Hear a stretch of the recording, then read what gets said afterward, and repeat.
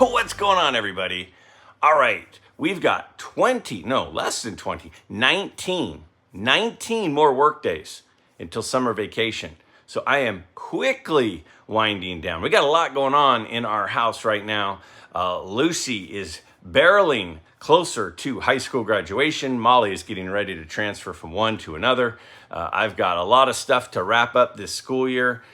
We've got a birthday coming up. My youngest Lucy turns 18. A lot of things going on, a lot of excitement, but a staple in this channel, one of the foundations of this channel continues to be the dialogue, the conversations of sharing ideas, sharing questions, sharing thoughts back and forth through these Wednesday Q&A episodes. I genuinely look forward to them. I mean, when I sit down and look in the camera to talk, when I look at my phone, which is sitting on 3 pillows as I sit on my bed right now, that's the production.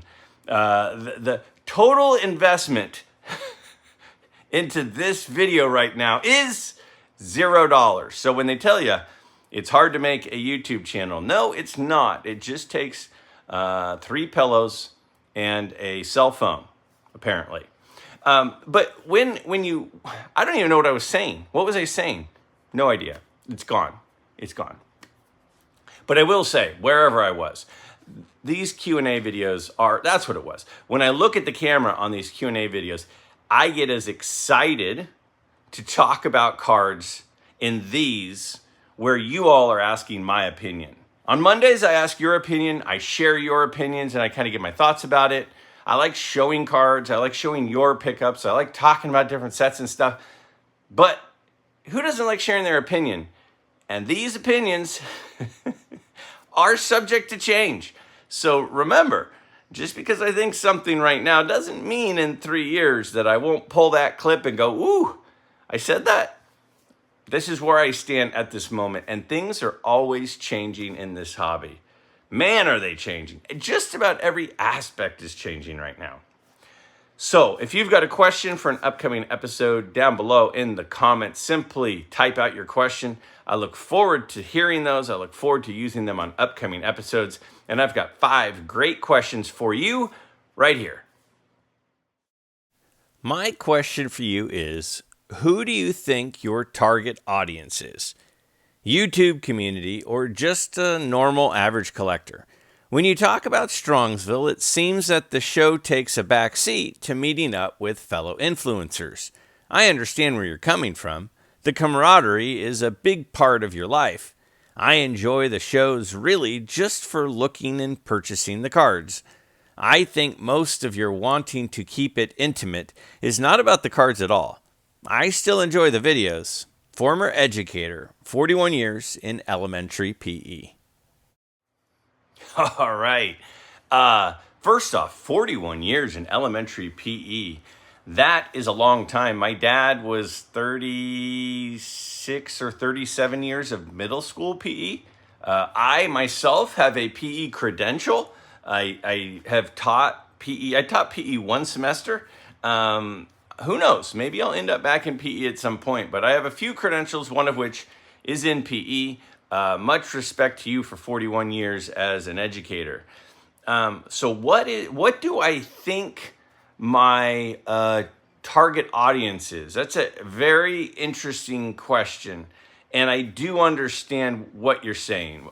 If I'm hearing you correctly, you're saying, Greg, a lot of the stuff that you showed at Strongsville was about like the hangouts and other people and all of that kind of stuff. But a lot of people want to see the cards and the show and the prices and the pickups and that kind of thing. So who do I actually, what is the point of the video? Who am I trying to attract in the video? It's a fair point. It's a fair point. And there are a lot of people who make videos and put them on YouTube, and they all have a variety of things that they do. And many of them do a lot of things much better than I do. You know, they know more about cards than me. They have better cards than me, or at least more expensive cards than me. They have more cards than me. they might have better guests than I have. There are a lot of things that a lot of different channels do that I don't do. And I will be the first to say that I might be a slightly different channel than other channels. My buddy Chris from Missouri, I love Chris. Chris and I we talked on the phone the other night for 2.5 hours. I don't remember last time I talked on the phone for 2.5 hours, but Chris and I talked on the phone for 2.5 hours. And he told me, and he's told me this 3 or 4 times now. He said, at first, Greg, I didn't like you. He said, not that I didn't like you as a person. I didn't like your channel. And the reason I didn't like your channel is because you don't show a ton of cards. And you don't talk about the differences between cards. And you don't, do a lot of that. Your channel is just a lot of talking. And you mention cards, but it's not so much about showing cards. And he goes, and so at first I wasn't really a fan, and he unsubscribed. And then, Chris is good friends with Theo, Clemente Collector. And Theo convinced him, no, man, give him another chance. Like, Greg's a good guy. You'll like his channel. Just give him another chance. So Theo convinced Chris to resubscribe. And then Chris now says that he likes my channel. It's definitely different.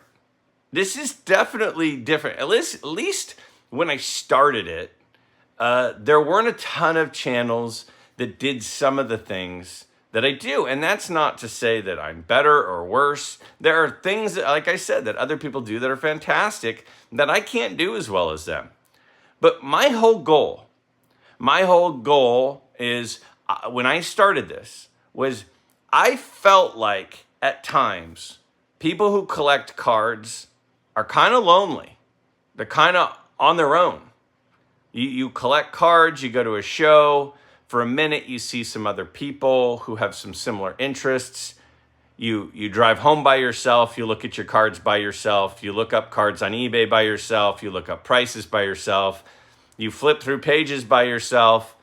And it's kind of just an isolating type of hobby. And some people like that about it. They like the fact that you're isolated. And some people don't. I think regardless of what you're into, it's nice at times to see that other people are also into it. And so my thing for this channel was not to educate people on rare cards from the 1940s. It was not to show my $1 million collection. It was to make people realize that they belong, that there is friendship here in this community, in this hobby. There is a connection with other people who live all over the country and even the world. There are people that I communicate with regularly from multiple countries, literally. And I'm not saying that because I'm anything special. I'm saying that because these are people who are like-minded collectors that I'm now friends with. And so to me, part of this channel is the camaraderie, is the excitement when other people pick up a big card this month and they show it on the MidLife Community Show and Tell. It's other people's questions. It's other people's opinions.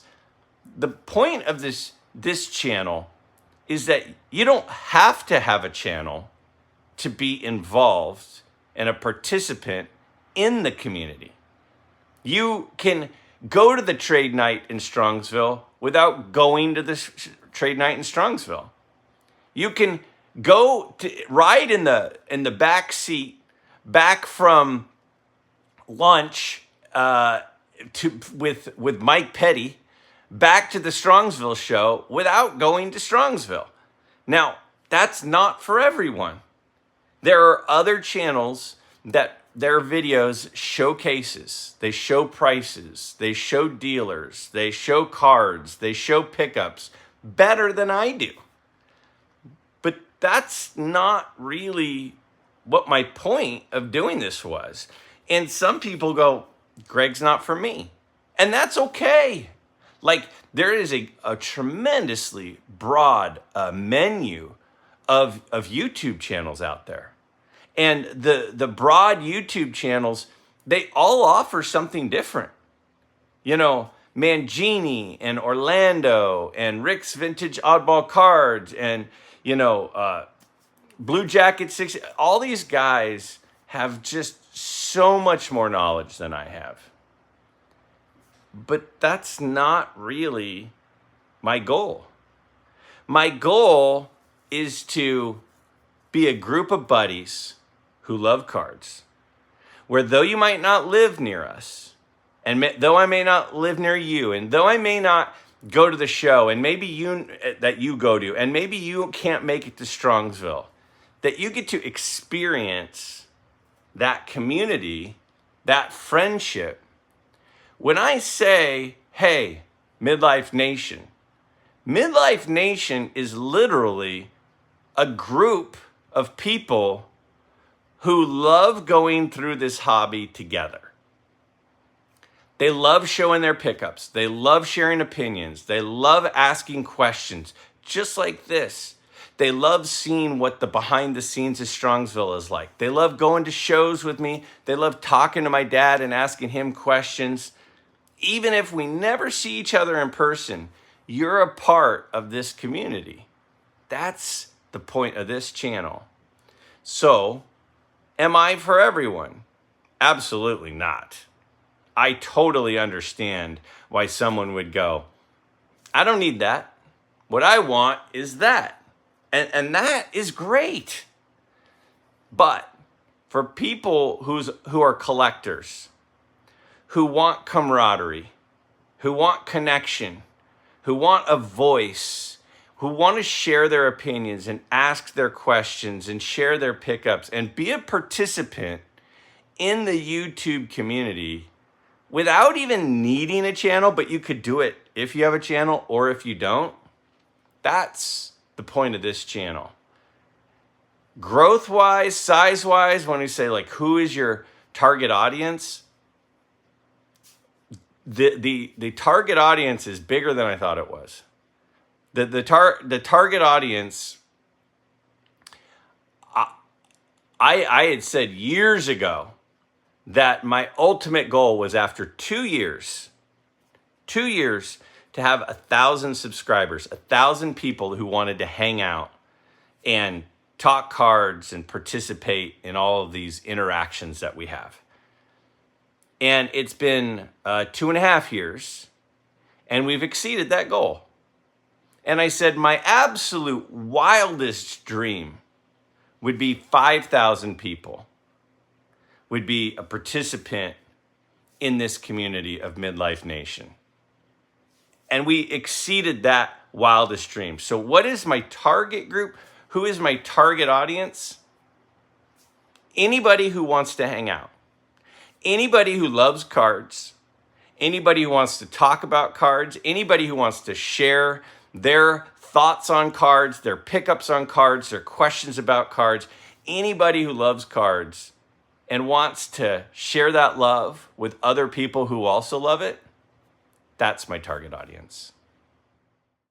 This next one says, the National is 75% Pokemon, Ultra Modern, and Breakers, right? If you took all the vintage from the National, would it be the equivalent to Strongsville?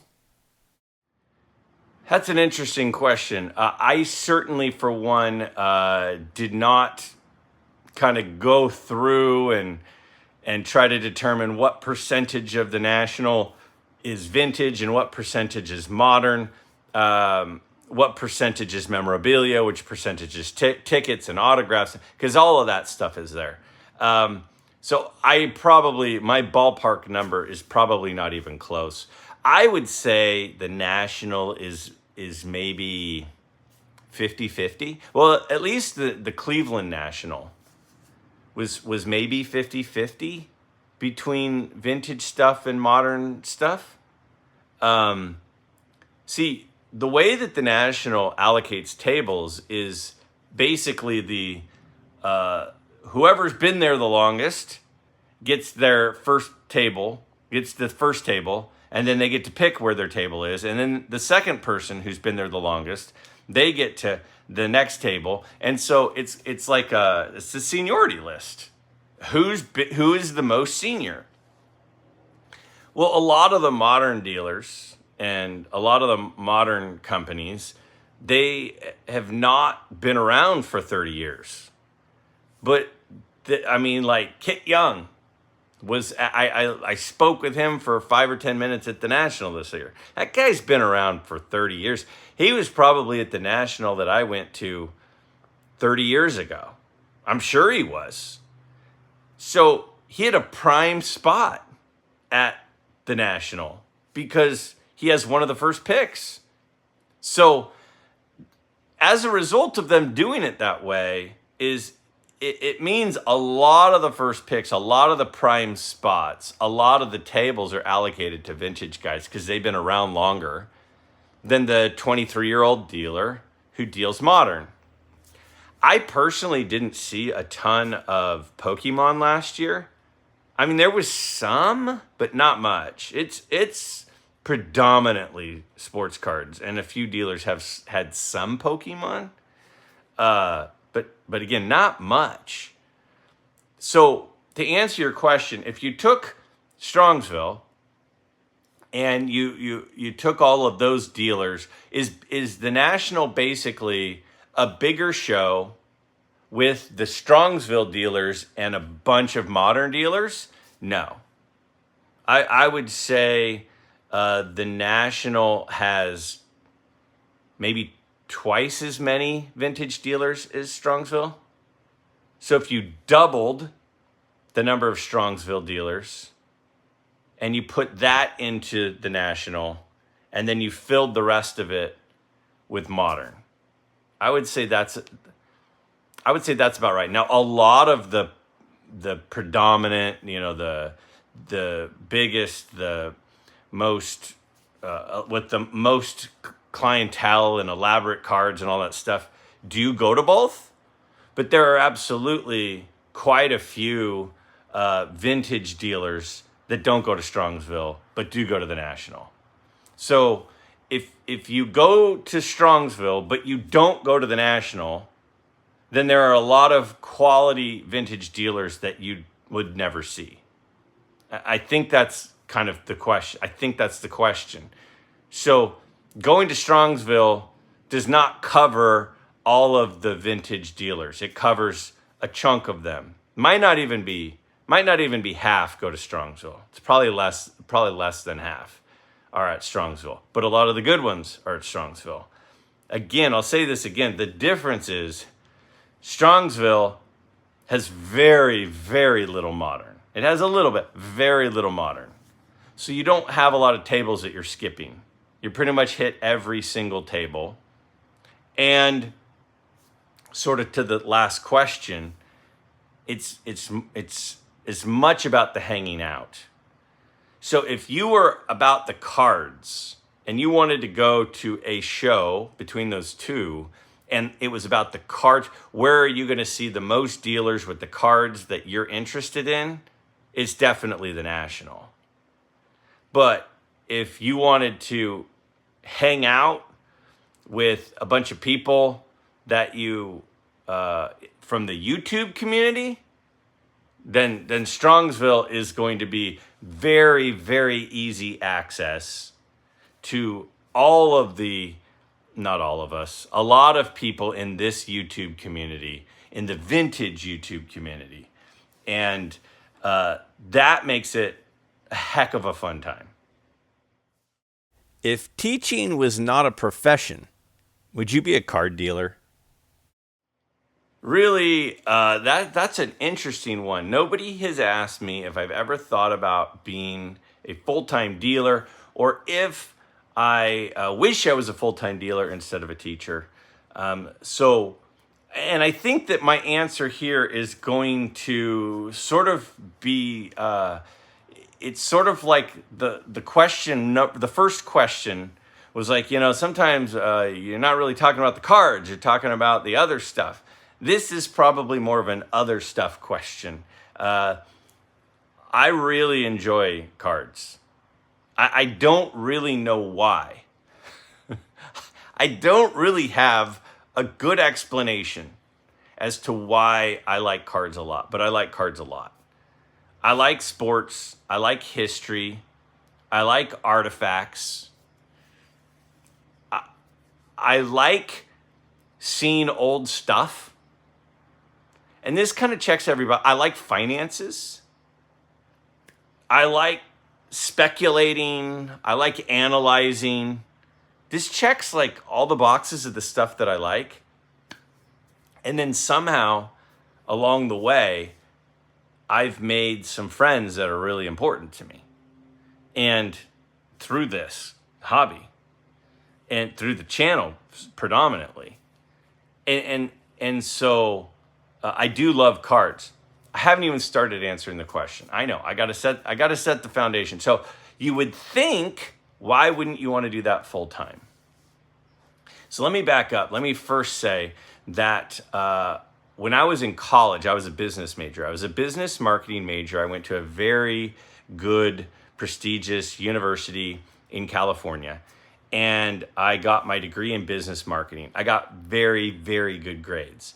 And the reason I got very, very good grades, one of the reasons is I had planned on getting my MBA, getting my MBA and working in the business world and working my way up and doing well. While I was in my program, in one of my last semesters, I had a couple of things happen. One thing is I had a class where there were a couple of assignments that really started to get my wheels turning about, is this really what I want to do? And then I did an internship, and I did that internship down in Southern California. I've talked about this. In Hollywood, California, I interned at the Jim Henson Company where they do the Muppets. And, I met Lisa Henson, I met Brian Henson, I met puppeteers, all this kind of stuff. And the head of the marketing department, his name was Michael. Michael was gone a lot. He was constantly traveling, and he had infant twin boys. And I said to him one time, I said, man, how are you away so much? He's like, it's brutal.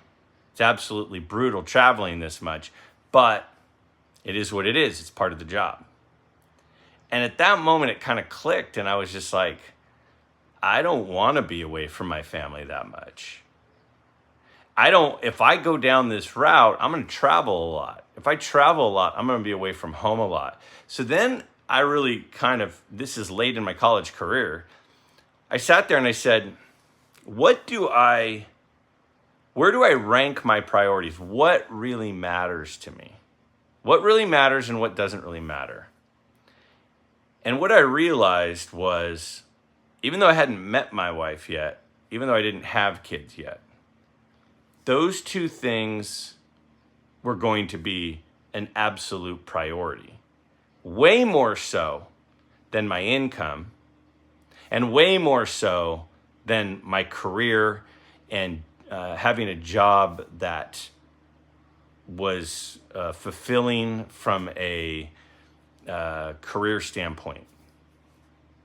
So then I worked my way back. I said, okay, well, if that's my priority, so if my priority is my family, right, that I don't have yet, but again, I've always been a planner.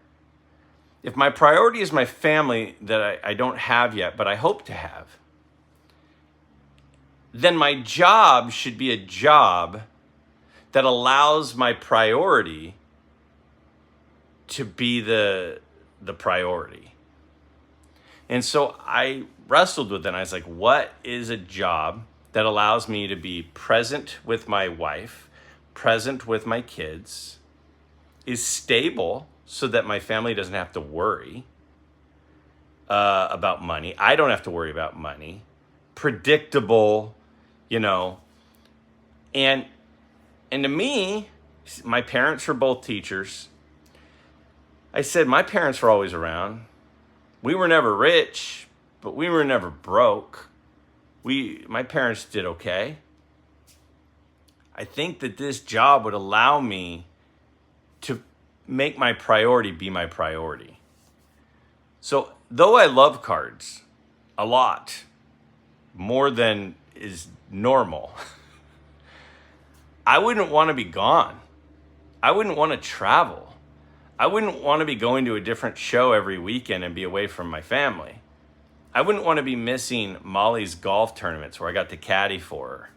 I wouldn't want to be missing Lucy's soccer games where I was at everything.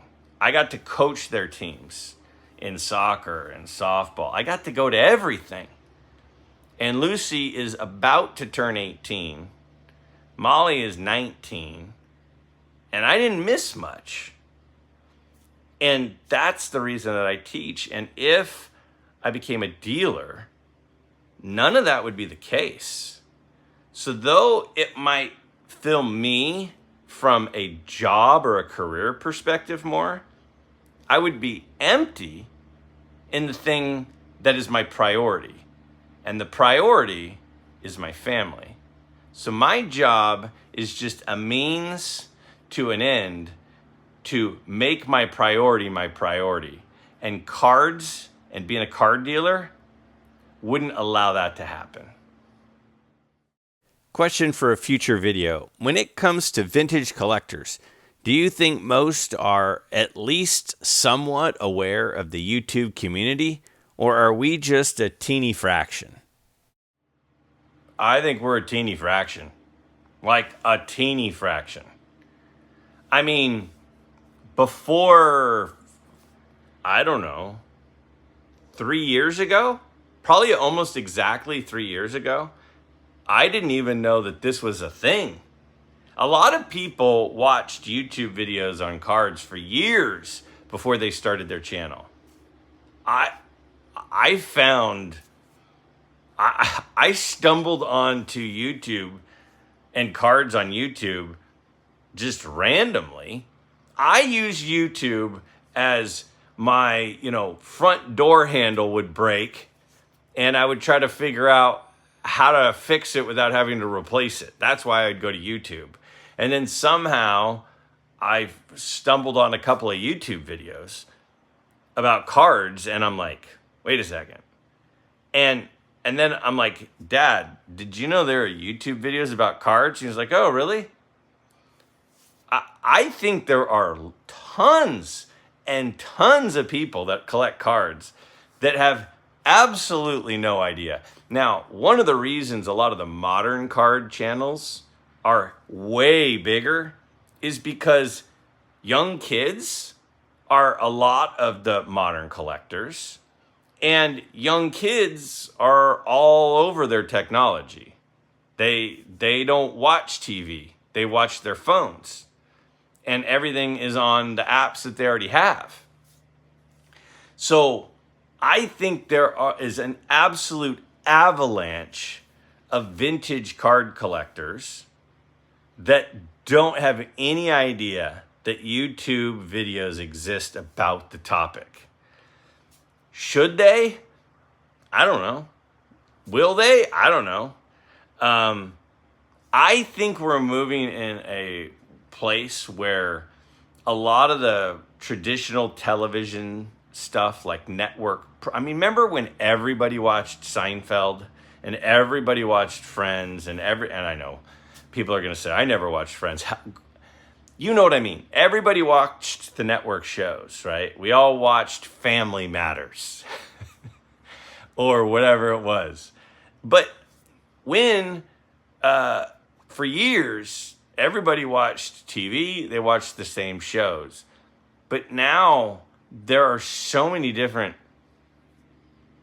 television shows on YouTube that if you are someone who wants to go fly fishing in eastern Washington state, you could get a tour of the best fly fishing spots in eastern Washington state. You can get very, very specific. So I think a lot of people's viewing is slowly changing from what it used to be.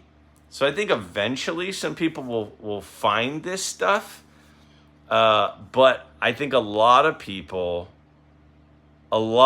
collect cards and aren't aware that this world that we're in right here is even in existence. Since I started buying vintage cards again 5+ years ago, I've noticed that collectors and investors tend to be a very suspicious bunch. Not without reason, of course, as counterfeiting and alteration has indeed been problems. But at what point does justifiable skepticism become paranoia? I followed a thread on Net54 recently where someone posted a photo of a raw T206 and asked people what they thought it would grade.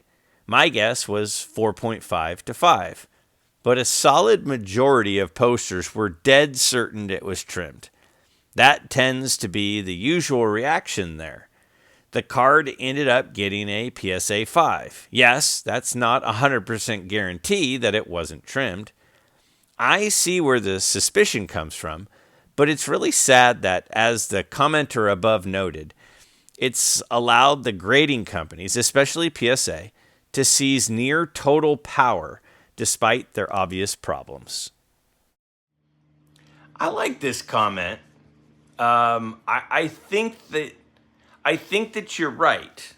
I think that a lot of us in the card community are a little bit skeptical.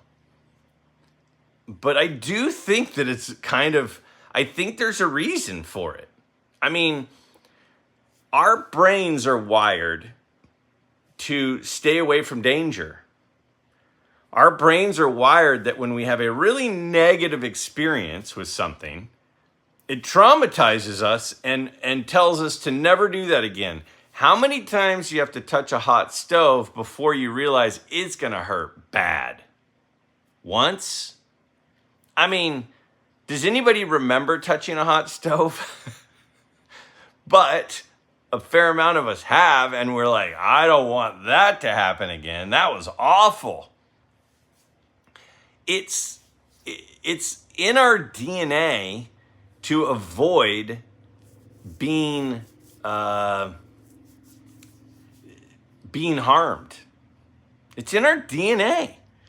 And the thing about card collecting is that there are let's face it, most people in the community are pretty darn good people. Most of the dealers that I communicate with, that I meet, most of the collectors, most people are really good people. But if there's just a couple of people out there that aren't, you only have to get burned once. And now you just assume that you're going to get burned again. And if you've been in the hobby, and when you say Net54 as an example, Net54, I go in waves with Net54. Sometimes I'll go on there somewhat regularly, and then I haven't been on there in probably 6 months. And Net54 is traditionally a bunch of vintage collectors, guys that have been around the hobby for a long, long, long time. And because of that, a lot of those guys have been burned at least once. And in an effort to not be burned again, they remember that experience that they had and they say, no, looks too big. I mean, isn't that the same? If it looks too good to be true, it probably is.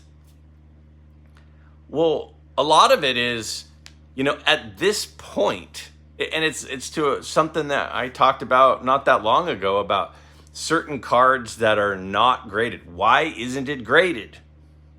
Why would a 1952 Topps Jackie Robinson not be graded at this point? If it's not graded, you just assume, well, there's got to be a reason that it's not graded, right? There's got to be a reason.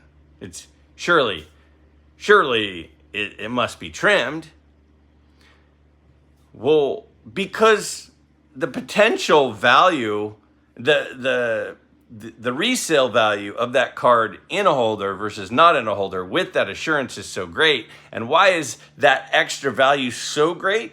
Because we're all skeptical. Now, is it trimmed? I mean, there are several people on YouTube that do a lot of SGC reveals, PSA reveals, and those are interesting to watch, and it's especially interesting. A few in particular. One channel I like that does this a lot is Silver Jackify. He's been around for a while, super entertaining guy, got a great collection. He goes to shows and he'll buy raw cards, and then he'll submit the raw cards to like SGC for grading, and then he'll do a reveal. So he'll show you the cards and buying them at the card show, and then he'll show you the reveal of the cards that he had bought at the card show. And it's not that uncommon that they come back trimmed. It's not that uncommon. Ballpark, 20% of the time. Over the last 6 months, I've seen him do this multiple times. I'd say 20% of them come back trimmed. So if 20% of the time somebody is, when you buy raw cards, they come back altered, then is it worth that 20% risk? Some people are happy to go into risk, because usually where there's risk, there's reward. A lot of us are wired to, no, I don't need the risk. There's too much downside. The upside is not worth the possible downside. But I agree with you. A lot of us do feel that way, especially vintage collectors. And a lot of vintage collectors are older guys like us who've been around for a while. And as long as you've touched the hot stove once, you kind of assume that all the stoves are going to be on. So that's kind of my take. I don't know. I'd be interested in hearing other people's thoughts on that. It is an interesting question. I do think you're right. But I also think that this is a hobby that has a long history of deceptive stuff with autograph forgeries. I mean, heck, the single most famous card in the hobby is the T206 Honus Wagner that was owned by Gretzky, that is PSA serial number 00001, and it was trimmed. It was proven in court that it was trimmed. The trimmer admitted trimming it. So when the most recognizable card, the single card that is the most famous in the entire hobby, has had deceptive practices, why wouldn't we just assume that there are deceptive practices happening somewhat regularly? And that, like you said, that is the bread and butter of grading companies, is because they give us at least some assurance that the card in the holder wasn't altered. And you're right, makes them a lot of money, and it should put a lot of pressure on them. It's an interesting thought, though. If you all have a question for an upcoming episode, please do not hesitate to ask it down below in the comments. I look forward to hearing what you all have to say. As always, I genuinely enjoy these episodes a lot.